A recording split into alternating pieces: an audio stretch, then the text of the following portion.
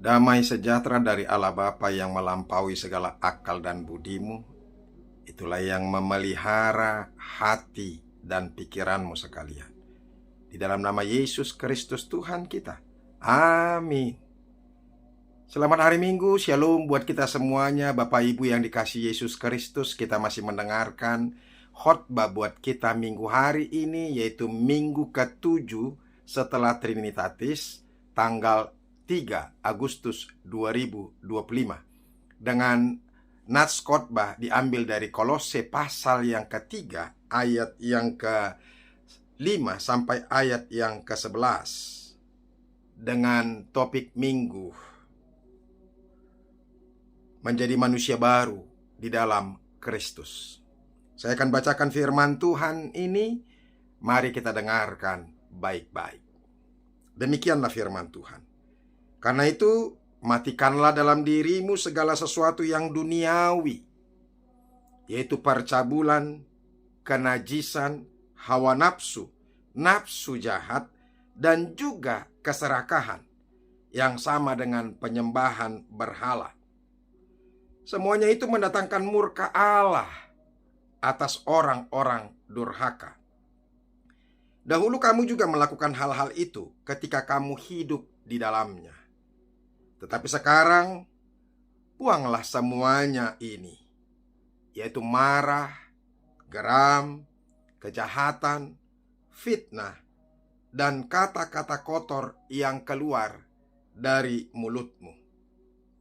Jangan lagi kamu saling mendustai, karena kamu telah menanggalkan manusia lama serta kelakuannya, dan telah mengenakan manusia baru yang terus-menerus diperbaharui untuk memperoleh pengetahuan yang benar menurut gambar haliknya.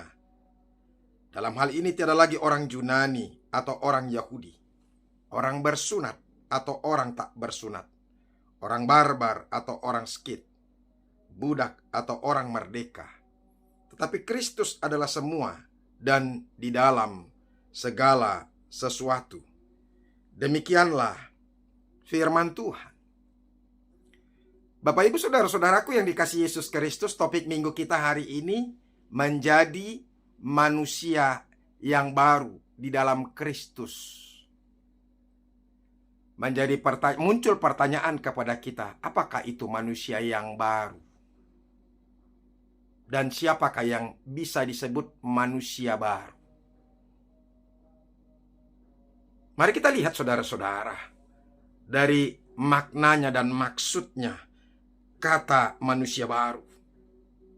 Istilah manusia baru, saudara-saudara, dari kata Yunani, yaitu kainos, anthropos, manusia baru. Kata kainos, saudara-saudara, bukan saja hanya menyatakan hal yang baru atau kebaruan, bukan itu. Tidak hanya berarti hanya sekedar baru saja dalam artian waktu, misalnya baru saja dibuat. Tetapi makna baru di sini dalam artian kualitas. Bukan hanya sekedar yang baru, bukan itu. Tapi ada kualitas yang baru. Misalnya kesegaran dan berbeda dari yang sebelumnya. Itulah kata kainos. Adalah kebaruan yang sama sekali tidak ada dari sebelumnya.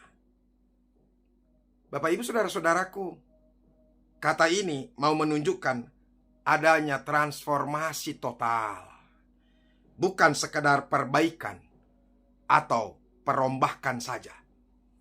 Jadi memang ada transformasi. Itu yang mau disampaikan oleh kata kainos.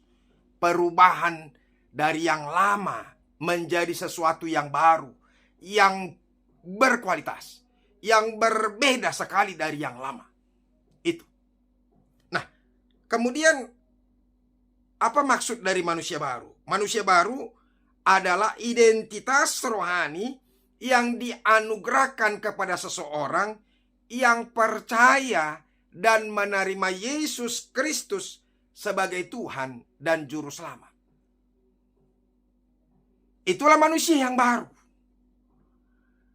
Artinya sesuatu yang diberikan kepada kita karena kita menerima dan percaya Yesus Kristus itu sebagai juru selamat kita. Jadi, selagi kita belum percaya dan menerima Yesus Kristus menjadi juru selamat bagi kita secara pribadi, maka kita bukanlah manusia baru. Oleh karena itu, saudara-saudara, ya, ini bukan sekedar perubahan perilaku saja. Kalau dikatakan manusia baru, tetapi perubahan fundamental dari dalam diri. Karena apa? Karena Yesus yang sudah berada di dalam diri kita, itu akan apa? Menghancurkan semuanya. Kerajaan-kerajaan yang berkuasa di dalam hati kita. Maka ada perubahan mental. Ada perubahan yang sangat-sangat fundamental dalam kehidupan manusia ketika Yesus bertahta dalam hati manusia kita.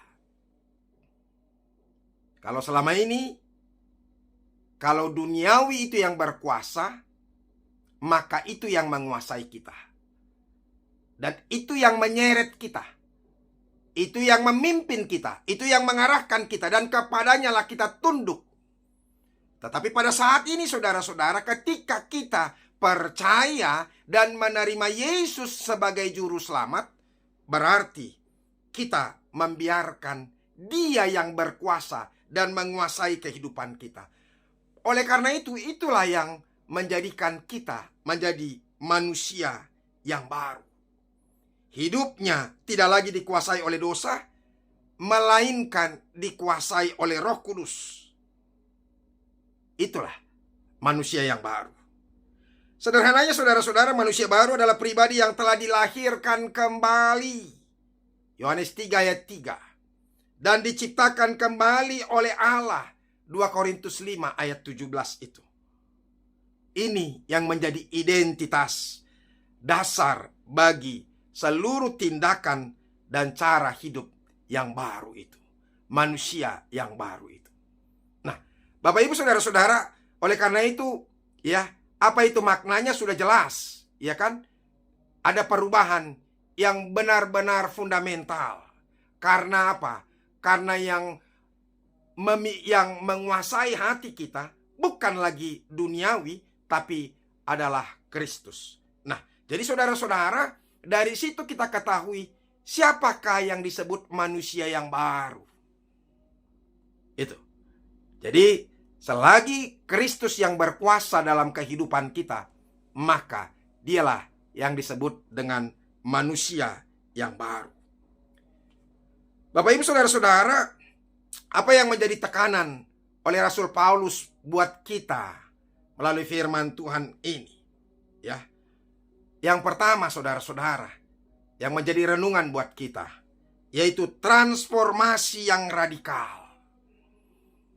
Transformasi yang radikal, berubah total dari kebiasaan yang lama kepada kebiasaan yang baru. Itu yang mau disampaikan oleh Rasul Paulus kepada kita, saudara-saudara, melalui firman Tuhan ini. Paulus mengajarkan bahwa menjadi manusia baru melibatkan sebuah tindakan yang radikal. Tadi dikatakan di situ, saudara-saudara, di ayat yang kelima, mematikan. Baru ayat yang kemudian menanggalkan manusia lama dengan kebiasaan atau dengan segala kebiasaan buruknya. Jadi memang ada yang betul-betul berbeda.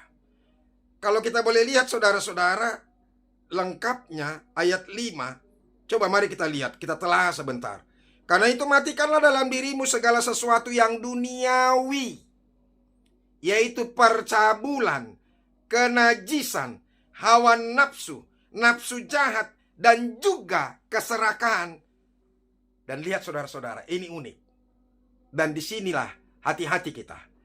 Disebutkan di sini, yang sama dengan penyembahan berhala.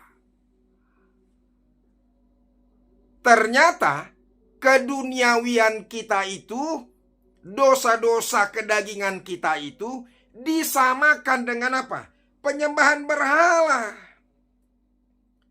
Nah, ini juga menjadi pertanyaan kepada kita, mengapa sifat-sifat duniawi ini sama dengan penyembahan berhala? Kan begitu. Loh, kok bisa? Padahal aku tidak menyembah berhala.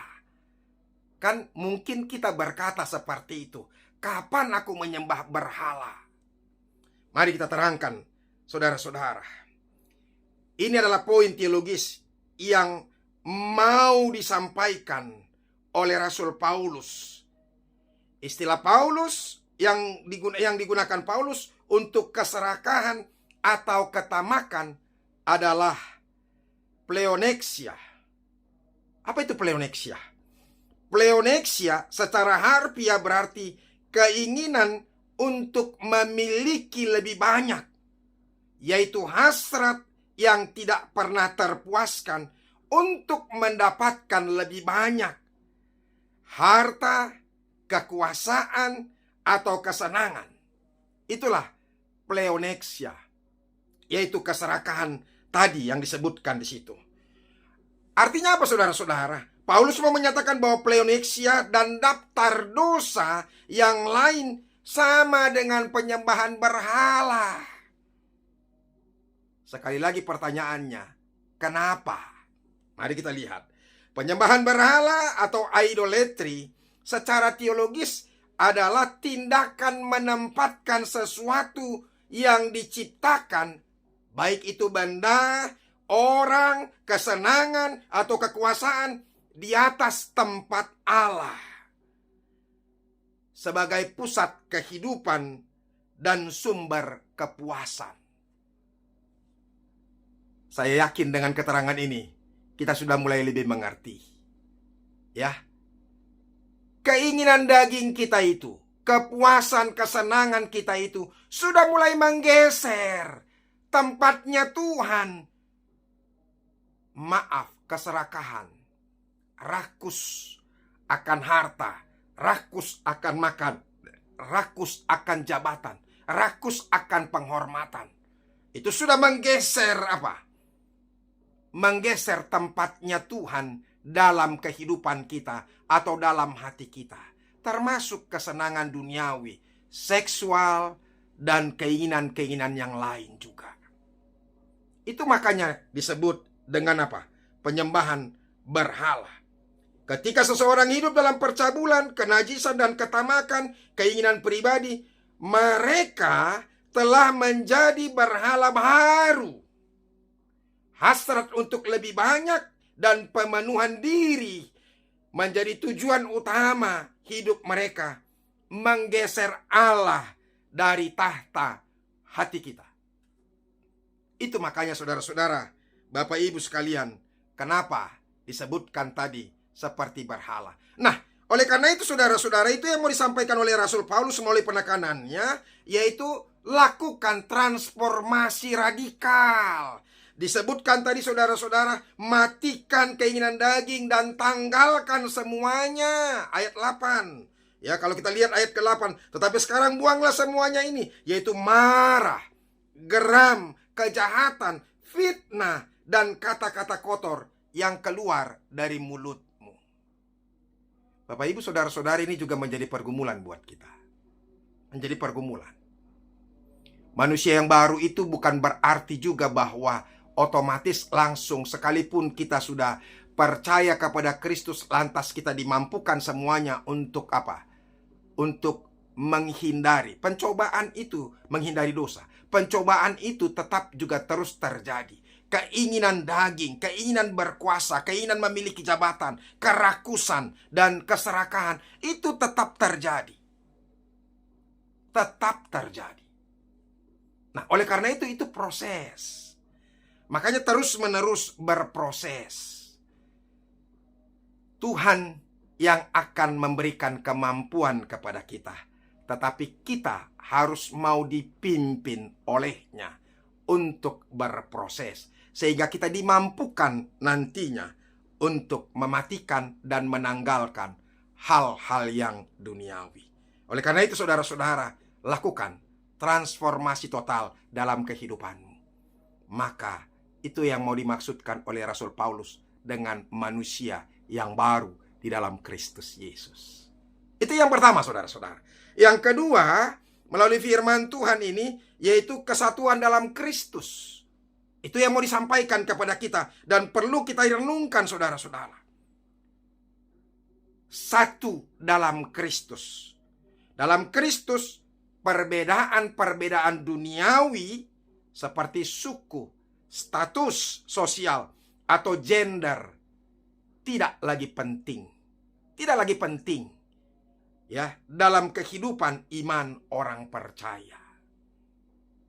Makanya dikatakan tadi, Paulus menegaskan tidak ada lagi orang Yunani atau orang Yahudi, orang yang bersunat atau orang yang tak bersunat, orang asing atau orang skit, budak atau orang merdeka, melainkan Kristus adalah semua di dalam semua.